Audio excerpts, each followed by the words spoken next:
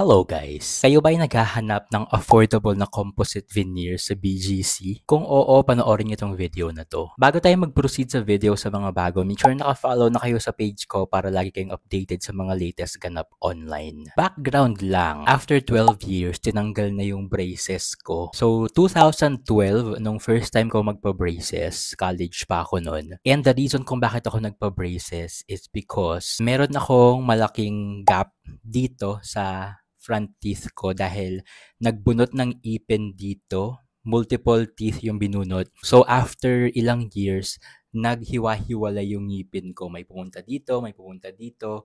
So, nag-iwan ng malaking gap dito. And naging insecurity ko yung front teeth ko nga. And yun nga yung reason kung bakit ako nagpakabit ng braces. So, from 2012 to 2019 ata yun or 2020, nagpatanggal ako ng braces. Unfortunately, bumalik yung ngipin ko. Bumalik yung case ng ngipin ko. Nagka-gap ulit siya.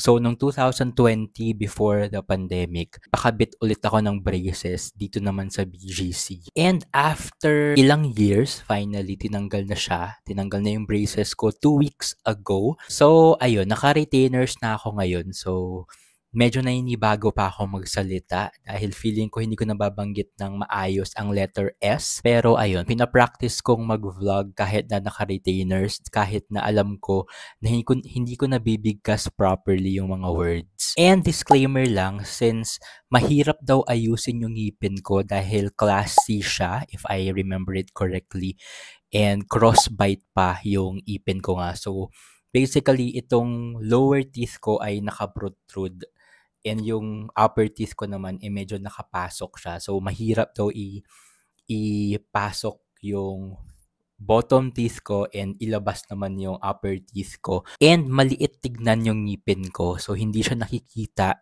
kahit na mag-smile ako. So, if you'll notice my pictures, bihira talaga akong mag-smile. Nakita yung ngipin ko. Ayan. And after tanggalin nung braces ko nga 2 weeks ago, sinuggest nung dentist ko sa BGC, si Doc Jude, na kabitan ako ng composite veneers dito sa ngipin ko dito. 2 ngipin.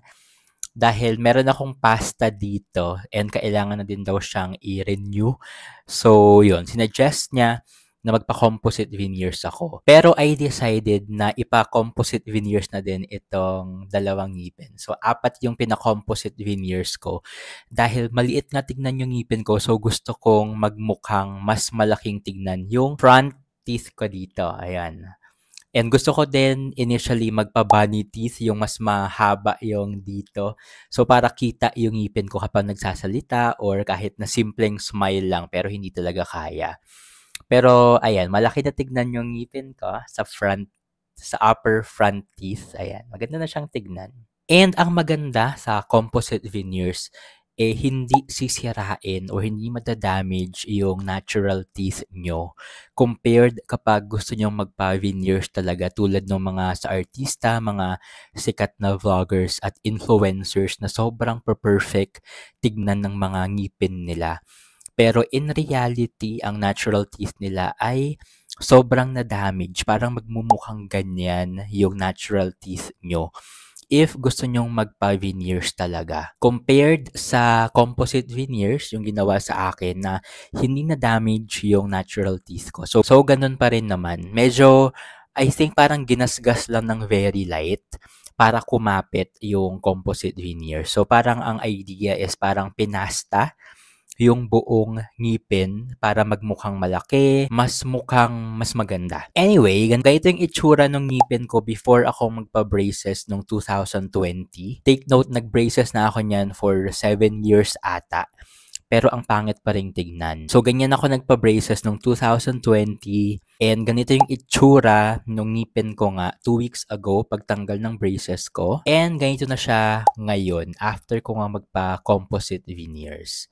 Ayan, as you can see, nagmukha talagang maganda. Malaki yung ngipin ko, yung 4 na ngipin. So, perfect na siya kapag nag-i-smile or tumatawa in person. Pero hindi pa rin talaga ako sanay na ngumiti or tumawa nakita yung ngipin. Hindi ko sure kung bakit. Feeling ko maliit lang talaga tignan yung ngipin ko nga. Ayan siya. Ayan. Naka-retainers na ako niyan. Medyo awkward. So, ayun lang naman. Kung interested kayong magpa-composite veneer sa BGC, kontakin niyo yung clinic ng dentist ko. Ayan yung numbers, yung contact details nila. Ilalagay ko din sa comment section just in case na gusto nyong magpakabit. And ang binayaran ko per tooth ay 5,000 pesos. Ayan. Mas mura compared sa actual veneers. Kasi yung actual veneer na zirconia, parang nasa 20k sa kanila. Pero ayun nga, sisirain yung natural teeth nyo. And when it comes naman sa braces, pwede ka magpakabit ng braces sa kanila for only 5,000 pesos down payment and then 1,000 pesos per month na yon. So, super affordable naman. And again, ito yung contact details nila. Text nyo na lang sila or tawagan nyo na lang sila if ever na gusto nyong magpa-consult or magpa-check ng inyong mga ngipin at sabihin nyo na-refer kayo ni Digimon TV para maprayo kayo. And if ever gusto nyong gawan ng dentist na gumagawa sa akin, hanapin nyo lang sa clinic si Doc Jude dahil siya yung talagang nag-ayos ng ngipin ko, yung sa braces ko, nagpasta, nag-whitening, mga ganyan. So, siya talaga yung preferred dentist ko dyan sa clinic na yan. So, yun lang naman for this quick video. If ever may questions kayo, just comment down below or send me a message. And kung nagustuhan nyo na itong vlog, make sure naka-follow na kayo para lagi kayong updated sa mga videos na i-upload ko pa dito. Thank you so much for watching and stay safe. Bye-bye for now.